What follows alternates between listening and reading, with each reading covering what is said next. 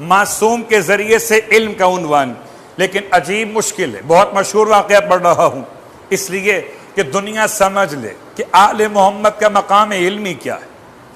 عجیب کام کیا عبداللہ جنیدی.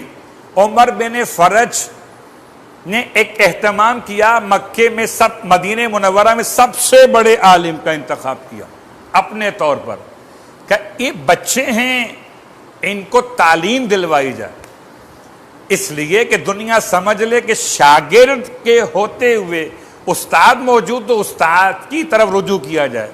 یہ کہاں جا سکے بھئی بڑے تھے اچھے امام نقی، مگر شاگرد تھے عبداللہ جنیدی کے. عجیب بات ہے، یعنی آل محمد کا استاد بنا دیا گیا.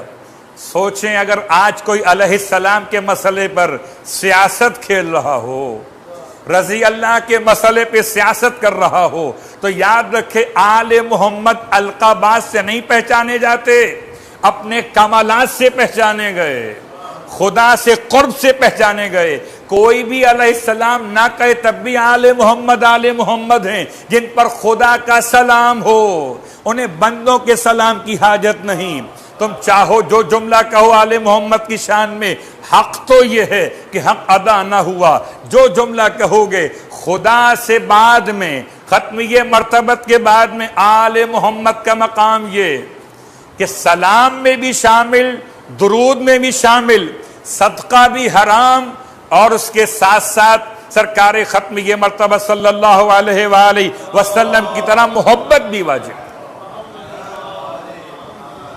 ان تمام باتوں کو علامہ السیوطی نے بیان کیا کہ کن کن معاملات میں آل محمد مساوی مصطفیٰ ہیں. اللہ اکبر. تو امام علیہ السلام کے لیے استاد کا انتخاب کیا گیا. نام ہے عبداللہ جنیدی، کہ جی امام کو پڑھائیں گے، آداب سکھائیں گے، اخلاق سکھائیں گے. رکے رہیے، ذرا پلٹ کے دیکھیے تاریخ انبیاء پر. عیسیٰ ابن مریم کے ساتھ بھی ایسا واقعہ پیش آ چکا تھا کہ کوئی استاد رکھ دیا جائے جو عیسیٰ کو آداب سکھا دے. اگر کوئی نبی کو آداب سکھا سکتا ہوتا امتی ہو کر تو ہم کہہ دیتے شاید کوئی استاد بن گیا ہو، لیکن نہ کوئی نبی کو سکھا سکا تو نہ کوئی نبی کے وصی کو سکھا سکے گا.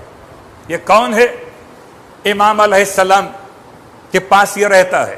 اب لوگ ملنے کے لیے آتے ہیں استاد سے ملنے کے لیے، پوچھتے ہیں تمہارے وہ ہاشمی جوان کا حال کیا؟ وہ ہاشمی نوجوان کیسا؟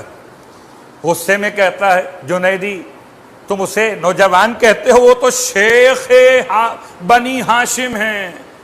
پھر اس کا جملہ بڑا حسین ترین، کہتا ہے یظن الناس انی اعلم، لوگ گمان کرتے کہ میں اس کو تعلیم دے رہا ہوں.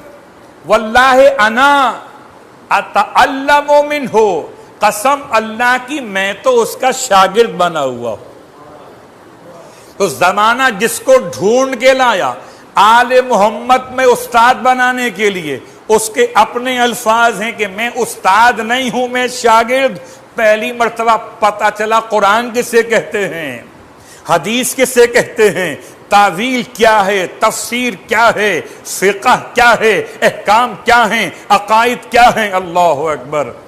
تو قریب تو آئے کوئی آل محمد کے مکتب میں، اور جب یہ حربہ ناکام ہو گیا تو عجیب بات، جس کو رکھا تھا بدنام کرنے کے لیے وہی نیک نامی کا باعث بن گیا. تو اب امام علیہ السلام کو موقع ملا، امام نے وہ یونیورسٹی دوبارہ اوپن کر دی جو امام جعفر صادق علیہ السلام کے دور میں. اللہم صلی اللہ. مدینہ منورہ میں چاروں طرف سے لوگ آنے لگے. پھر وہی انداز شروع ہوا علوم آل محمد کی درسگاہ کا. میرے 10ویں امام کا دور مقدس مدینہ منورہ، اور مدینہ منورہ ہو یا سامرہ، ان دونوں مقامات پر امام کی روش کا. اور روش اس لیے خاص بیان کر رہا ہوں کہ دو حوالے. ایک مسئلہ کہ جب متوکل کے دربار میں سوال کیا گیا، اس سوال کا جواب بھی، سوال دو انداز سے کیے گئے. متوکل بدترین ایسا بدترین جس کو امام فرماتے ہیں عاشرہم اکفرہم، ان کا 10واں سب سے بڑا کافر ہوگا۔ عجیب بات ہے، اگر بنو عباس کا 10واں سب سے بڑا کافر، تو سب سے بڑے کافر کے لیے خدا نے انتخاب کیا سب سے بڑی شخصیت کا، جو ہادی بھی اور نقی بھی۔ نقی اسے کہتے ہیں جس کا باطن خوبصورت ہو، جس کا باطن بڑا عمدہ ہو۔ میرا امام متوکل کے دربار، متوکل نے ایک عیسائی کو اپنا کاتب بنایا ہے، اور کاتب بناتے ہوئے عیسائی کو ایک کنیت دے دی ہے ابو نوح کے نام سے، اور کنیت دیے جانے کا ایک عنوان ہوتا تھا کہ احترام مسلمانوں کا، مومنوں کا، ان کی کنیت ہوتی تھی، عیسائیوں کی کنیت نہیں ہوتی تھی۔ لوگوں نے اعتراض کیا متوکل سے کہ تم نے عجیب کام کیا، ایک عیسائی کو کنیت دے دی ہے۔ متوکل کو اپنے اس مسئلے پر کوئی جواب نہیں مل سکا۔ آدھے علماء کہتے تھے دے سکتے ہو، کوئی حرج نہیں ہے، آدھے کہتے تھے نہیں دے سکتے ہو، اس کا یہ مقام نہیں ہے۔ اور جب نہ سمجھ سکا متوکل بھی، تو آیا در آل محمد پہ سر جھکائے ہوئے۔ آپ بتائیے، اللہم صلی اللہ علیہ وسلم۔ امام علیہ السلام نے صرف ایک آیت تلاوت کی قرآن مجید میں سے، بسم اللہ الرحمن الرحیم، تبت یدا ابی لہب و تب۔ ارشاد فرمایا اگر خدا کسی کافر کو لقب دے سکتا ہے تو کسی عیسائی کو لقب دینے میں کنیت کے طور پہ کوئی حرج نہیں ہے۔ خدا نے سورہ لہب میں ابو لہب کہہ کر کنیت سے مخاطب کیا۔ اگر کسی کافر کو کنیت دی جا سکتی ہے تو پھر ابو نوح کہہ کر کسی عیسائی کو پکارنا عیب نہیں ہے۔ متوکل کا دوسرا مسئلہ، کہتے بیمار پڑ گیا۔ بیمار کیا پڑا کہ ایک جسم پر اتنا بڑا پھوڑا یا بڑا زخم سا ہو گیا، علاج کرا رہا ہے، صدقہ نکالنا ہے، اور صدقہ نکالنے کے لیے جب شفا کی منت مانی ماں نے، متوکل کی ماں نے، کہ میرا بیٹا شفا یاب ہو گیا تو مال کثیر راہ خدا میں صدقہ کروں گی۔ اللہ اکبر۔ عجیب ہے، مسلمان اسلامی حکومت کا سربراہ ہونے کے بعد بھی لفظ کثیر سمجھ نہ سکا۔ علماء سے پوچھا، بس جس عالم کی جتنی وسعت مالی تھی اتنا جواب دیا، ہزاروں میں کہ لاکھوں میں کہ سینکڑوں میں۔ اور جب امام علیہ السلام سے پوچھا گیا تو امام نے جواب میں ارشاد فرمایا کہ تم صرف اور صرف 83 درہم راہ خدا میں صدقہ کرو، منت پہ عمل ہو جائے گا۔ 83 درہم صدقہ کرو۔ بات سمجھ میں نہیں آئی، یہ تو 100 بھی نہیں ہوئے، کہاں ہزار اور کہاں لاکھ؟ دلیل کیا ہے؟ امام نے ارشاد فرمایا، دلیل سورہ توبہ کی آیت نمبر 30، وَلَقَدْ نَصَرَكُمُ اللَّهُ، اور اللہ نے تمہاری مدد کی فی مواطن کثیرہ، کثیر مقامات پر۔ امام فرماتے ہیں ہم آل محمد کے نزدیک جن مقامات پر خدا نے اپنے حبیب کی اور لشکر اسلام کی مدد کی وہ 83 مقامات ہیں۔ اللہ اکبر۔ اگر کثیر سمجھ میں نہیں آیا تو کوثر سمجھ میں کیسے آ جائے گا؟ آل محمد کے بغیر۔ اللہم صلی علی محمد، اللہم صلی علی محمد۔ واسق کا دربار ہے، متوکل سے پہلے کا خلیفہ واسق باللہ، عجیب نام رکھے تھے۔ واسق باللہ کے دربار میں سوال اٹھ گیا، اور سوال کرنے والا عجیب سوال کرتا ہے، یہ تو بتائیے، کیونکہ زمانہ تقریباً حج کے آخر ایام ہو سکتا ہے کہ کوئی ابھی بھی اعمال حج باقی کر رہا ہو، البتہ اب تو اتنا رش تھا نہیں کہ کہا جائے کسی کے اعمال باقی رہ گئے، ہو سکتا ہے کوئی مسئلہ طہارت کی بنیاد پر اعمال لیٹ کر رہا ہو، تو حج سے مثال لاتے ہوئے واسق باللہ کا دربار ہے۔ سوال اٹھا کہ یہ تو بتاؤ آدم علیہ السلام نے حج کیا کہ نہیں کیا؟ جواب، آدم نے حج کیا تھا۔ اچھا حج تو کیا تھا، تو حج کرنے کے بعد احرام اتارا کیسے؟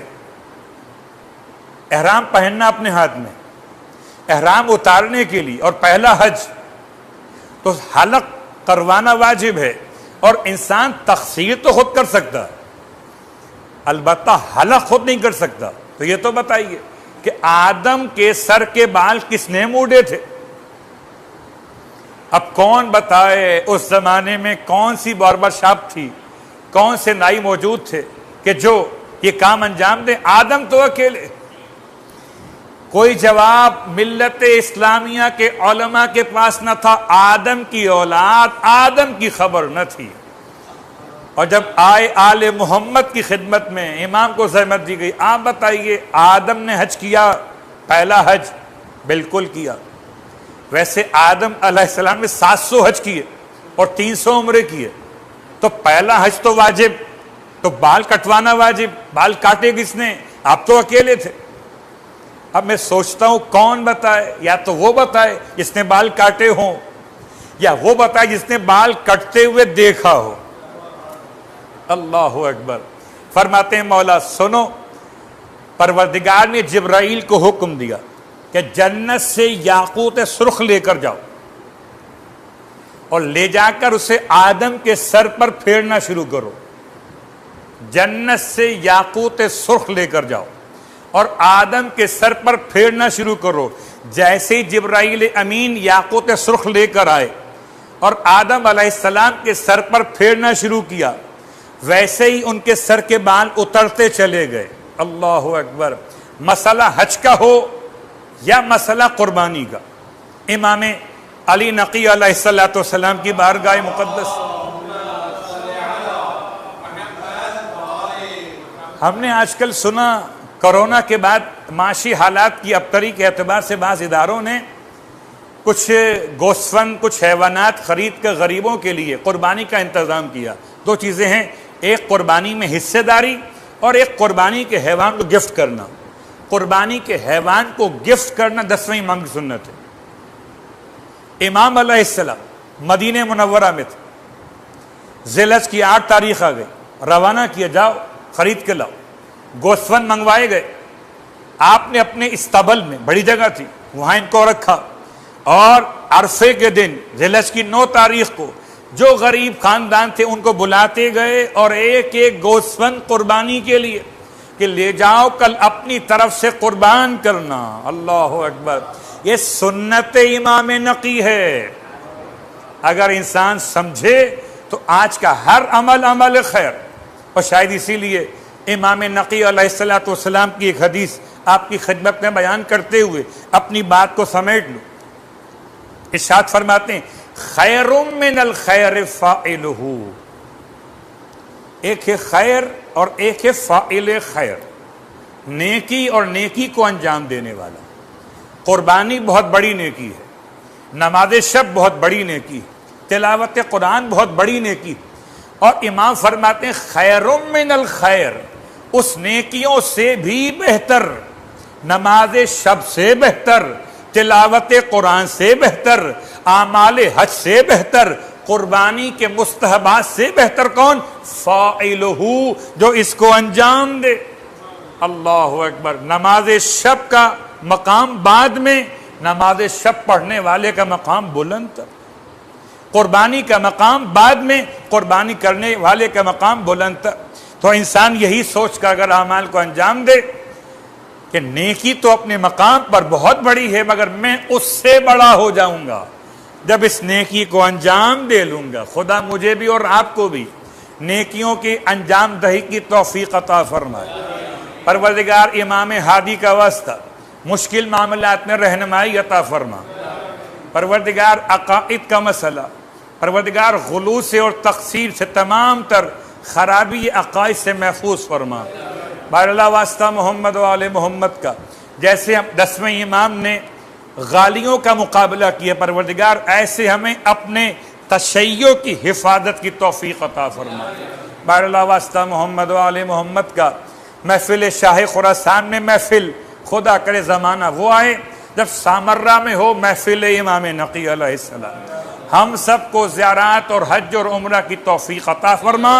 امام زمانہ علیہ السلام کے ظہور میں تعجیل فرما، اور ہم سب کو امام علیہ السلام کے ادنا ترین خدمت گزاروں میں شامل فرما. ربنا تقبل منا انك انت السميع العليم بجاه محمد وآله المعصومين.